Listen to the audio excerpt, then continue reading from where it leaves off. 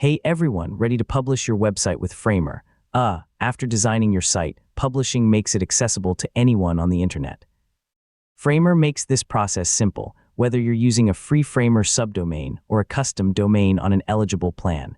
In this full guide, I'll show you how to publish a website with Framer in 2026. So let's get started. First, make sure your website is complete. Check that every page, image, button, and navigation link is working properly before you publish.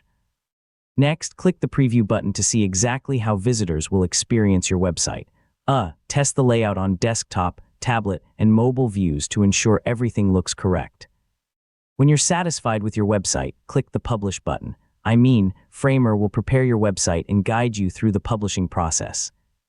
Now choose where your website will be published. You can use a Framer-provided subdomain on the free plan, or connect a custom domain if your subscription supports it. Confirm the publishing settings and wait for Framer to deploy your website.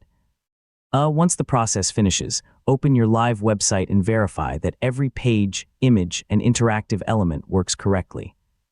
One of Framer's biggest advantages is how easy it is to update your website.